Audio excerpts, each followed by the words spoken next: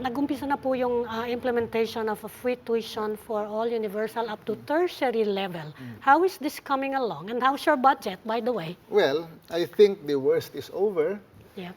because the challenge in the first year is really writing the guidelines and starting implementation.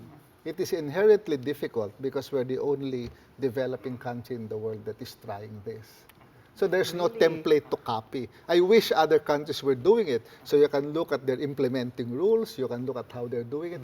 There is none. We're the only one doing it. So when we were writing the IRR and the specific guidelines, you really start from scratch. Yes. And that took a lot of time to make sure that the law is implemented correctly, and only those that should benefit from the law should be the ones to benefit. So what are the significant highlights? What does that mean? Yeah. Only the ones who should be when it's a blanket policy. No. na Universal, lahat, libre. There is a provision of the law called the tertiary education subsidy. This is additional assistance given to students in need. Those who are in the listahanan of the SWD enjoy, aside from free tuition and miscellaneous in state universities, they can get 40,000 pesos a year for other educational expenses. Loans but to this is- loans but- ba to? but you're Loans? talking- No, this is Subsidy. subsidy. Yes, It's but this is subsidy. but you're talking about something on top of the free tuition. Yes, yeah. We're asking about the free tuition applying to everyone. Oh, no, but that is all covered by one law. The idea is we've changed our philosophy of higher education now. Before, the philosophy was, you pay for higher education, and if you are financially needy, we will give you scholarships. That was Yes. the previous Yes. philosophy. Yes. So Now the how is it philosophy is now? different. Higher education is free, and if you still need assistance, May we will subsidy give you pa. tertiary education subsidy. Yes. So So what's it's part happening? and parcel of the free higher education concept. So, kumusta Yeah. nga yung budget for this, the funding for this special subsidy? Well, think you've just lost we 10 billion We have a little pesos. bit of a challenge this coming year because I was told that the DBM cut the budget for Yeah. RA 10931 by 10 billion. 10 billion. Yes. That's we a are lot still of we are money. still appealing it, and we hope that it can be restored when the budget deliberations. Yes, are What but, will it mean but- exactly? That means we will have less, or we will not be able to increase the number of test beneficiaries. By how many? Right now, there are 300,000 slots available.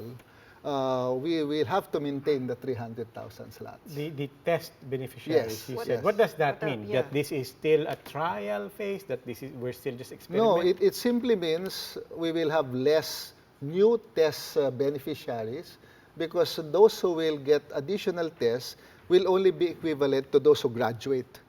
Because the number is the same. So, wala na kayong 300,000 additional.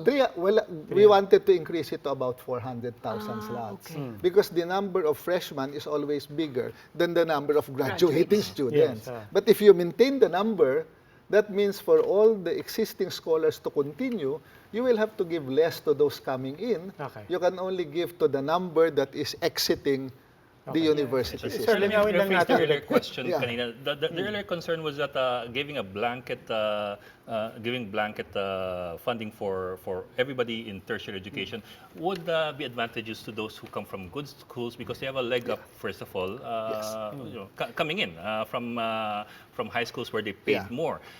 Of course, you said that there is Yeah. a subsidy for those who cannot afford. Yeah. But then again, then comes the question is government subsidizing huge amounts, Yeah. billions of pesos for those who actually can afford and giving just a small percentage to those who cannot? That is one of the unintended consequences of the law. Admission to public universities has become more difficult, and those who are better prepared to pass the admission test are those that will pass. We've done two things. We have made the admission tests free for everyone. Okay? application. Because before, one problem that a lot of poor households have is 200, 300 pesos is still a lot of money Yes. for their children to take the exam. So we've taken that out. It's now the national government paying for the admission test. Now we have to make sure that those who are less prepared will have an equal chance of passing the admission test. How do you do that?